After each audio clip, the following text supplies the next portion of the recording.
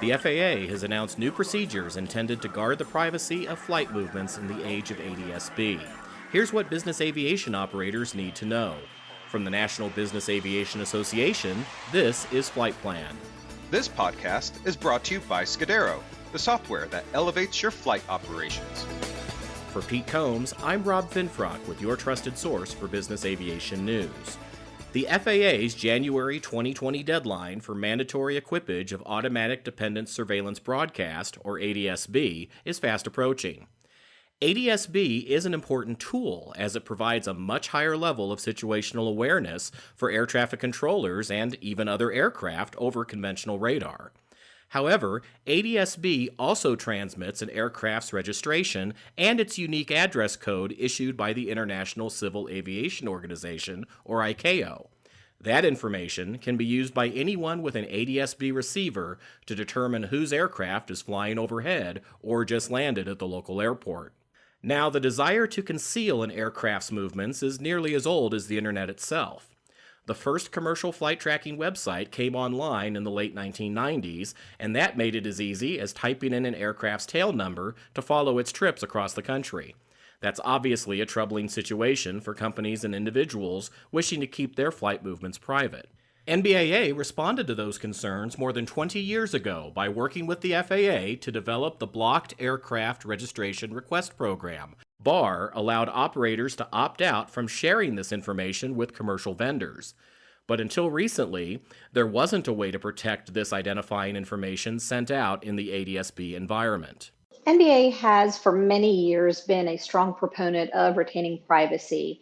And for the last 10 years, we've been looking at the implementation of a ADS-B outroll, but what that also means from a surveillance standpoint is that our surveillance information is out there on a much more recurring basis. So every second we're transmitting our location and details about our operation. Heidi Williams is NBAA's Director of Air Traffic Services and Infrastructure.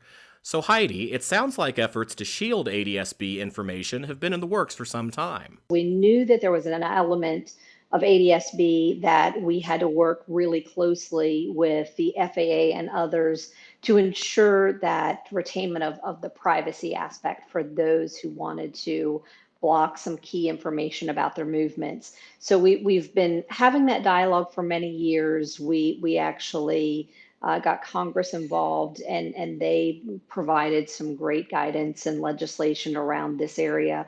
We also, through our advocacy on the Next Gen Advisory Committee, which Ed Bolin, our president, sits on, has been very vocal, again, in pushing for some type of solution that would enable members and operators to be able to retain that privacy. As well, on the Equip 2020 standpoint, where NBA is also represented.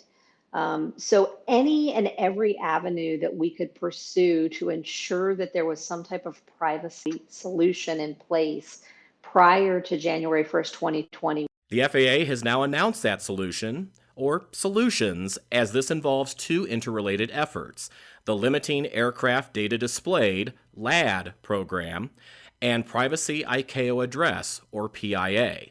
LAD builds upon earlier privacy protection efforts by focusing specifically on data shared by the FAA to third-party flight planning services or tracking entities, regardless of the source from which it was derived.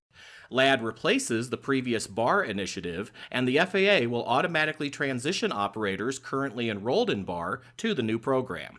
The second method to guard operator privacy, PIA, involves configuring an individual aircraft's ADS-B equipment to transmit an alternate temporary ICAO address, one not tied to that aircraft's named operator in the Civil Aviation Registry. Together, these two initiatives shield an aircraft's identifying information from view by anyone who's not the FAA, an air traffic controller, or an entity authorized by the operator to see it. Doug Carr, NBAA's Vice President for Regulatory and International Affairs, explains.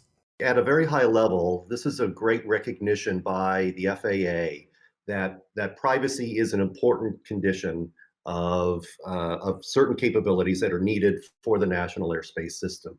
And working with FAA over the last 20 years since we first started with our privacy program, and now have seen some real value coming from the agency in terms of these advanced programs, I think is a real victory for privacy and for business aviation. The FAA has been a real partner with us for many, many years, and especially over the last several, as we have worked to define what privacy looks like in the world of ADS-B. So, Doug, I understand that LAD focuses on information shared at the FAA level, while PIA addresses information coming from individual aircraft.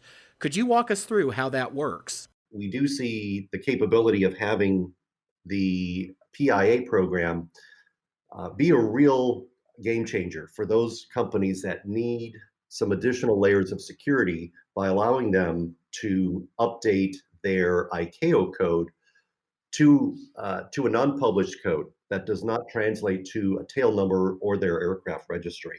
It will definitely depend on the capability of the aircraft and the avionics as to whether or not this is a viable solution.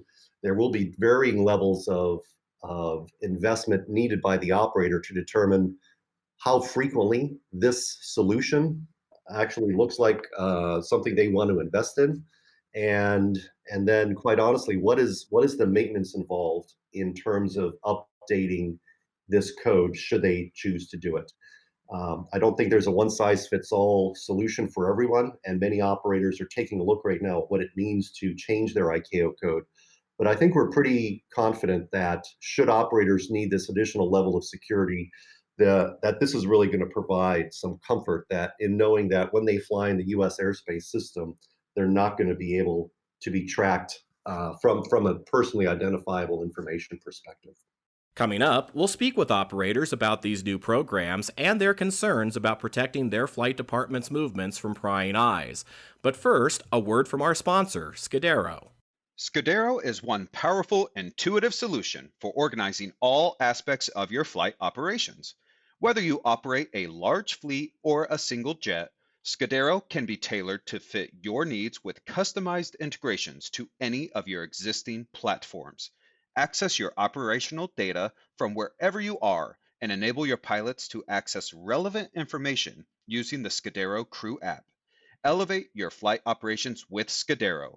Go to scudero.com to learn more.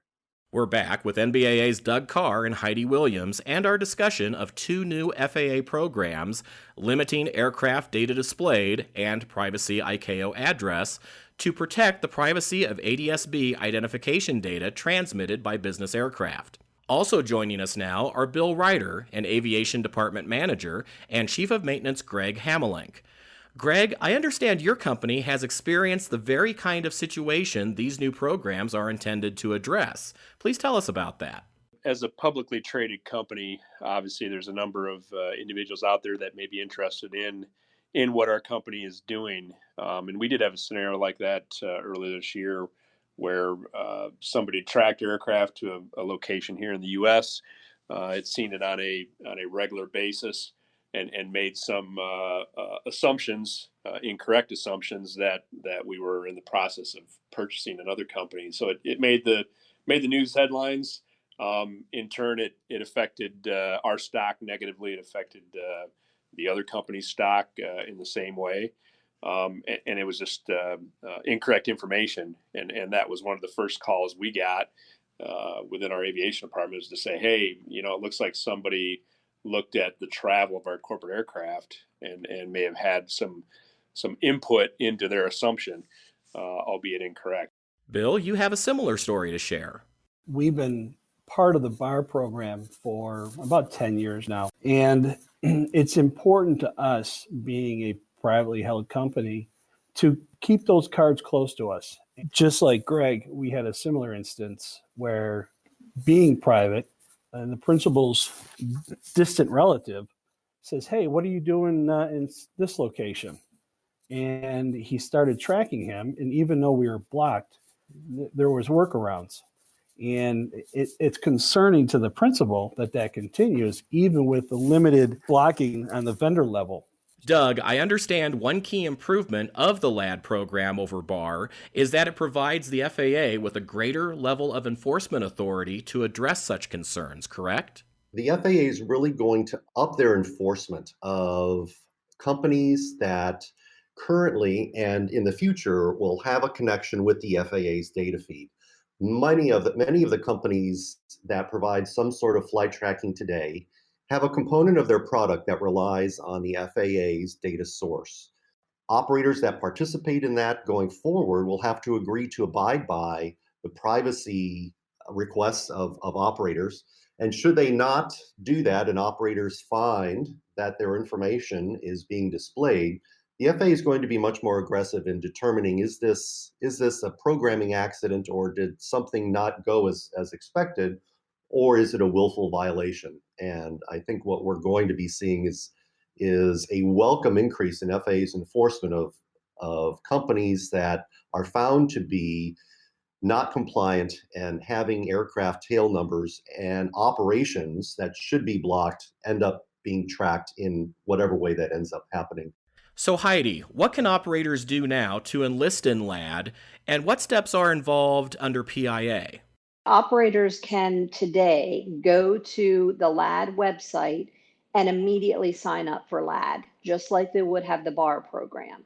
We would encourage operators, if you're thinking about joining this program, go ahead and do that step with LAD. The PIA solution, which is really changing that ICAO code or getting a new ICAO code, in the near term is going to be issued by the FAA, and they will have a website that you'll be submitting those requests. We're right now working with FAA to help them test that site and make sure it's working as it should, so that in the very near term, folks will be able to then go on to that PIA website in addition to the LAD website and go ahead and request that new ICAO code. Now, you are going to have a call sign when you do submit that PIA request as well. Congress mandated the implementation of ADS-B privacy protection initiatives as part of last year's FAA reauthorization bill. Lawmakers also set a 2020 deadline for the agency to implement those measures. So while many of the requirements to participate in LAD and PIA are already in place, some aspects are still being defined and should be clarified as we approach the start of the new year. It's also important to note that neither LAD nor PIA currently apply to the privacy of international flight operations. That will be determined by aviation authorities of individual countries. However, the FAA's efforts could ultimately form the basis for similar privacy protections when operating overseas. This is clearly an evolving situation, and to keep track of the latest developments, be sure to follow NBAA's ADS-B resource at nbaa.org/ADS-B. That's without the hyphen. And that's the latest from the National Business Aviation Association. Remember, you can subscribe to all Flight Plan podcasts at Apple's iTunes website, wherever you find your favorite podcasts, or download them from nbaa.org. I'm Rob Finfrock, and thanks for listening to Flight Plan.